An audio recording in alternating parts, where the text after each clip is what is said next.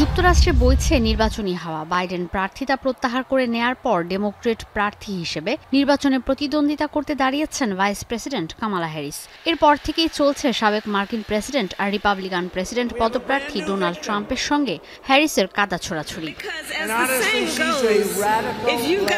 বুধবার পেনিসিলভানিয়াতে এক র্যালিতে হ্যারিসের উদ্দেশ্যে কটূক্তি করেন ট্রাম্প। বলেন কামালা হ্যারিস চরম কট্টর বামপন্থী। হ্যারিসকে ভারতীয় ঐতিহ্য বলেও উল্লেখ করেন তিনি। ট্রাম্প বলেন হ্যারিস যে কৃষ্ণাঙ্গ এটা এত বছর জানতেনই না তিনি। She was always of Indian heritage and she was only promoting Indian heritage. I didn't know she was black until a number of years ago when she happened to turn black and now she wants to be known as black.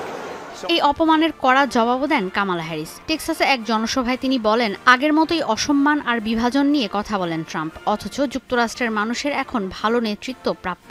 এমন কাউকে প্রয়োজন যে যুক্তরাষ্ট্রের এত মানুষের মতাদর্শ বোঝে কিন্তু তাদের আলাদা করতে চায় না।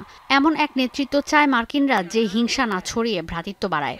That going forward he will be immune for activity we know he is prepared to engage in if he gets back into the White House.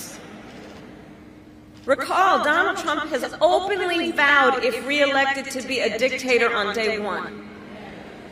That he will weaponize the Department of Justice against his political enemies.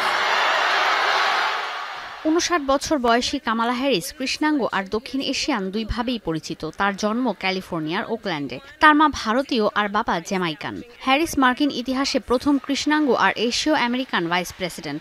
Joe Biden নির্বাচনের প্রতিদ্বন্দ্বিতা থেকে সরে দাঁড়ানোর পর নির্বাচনে প্রতিদ্বন্দ্বিতা করতে প্রচারণা চালাচ্ছেন হ্যারিস। এরপর থেকে নানাভাবে অবজ্ঞার শিকার হচ্ছেন তিনি। ঈশিতা ব্রহ্ম, এখন বিশ্ব।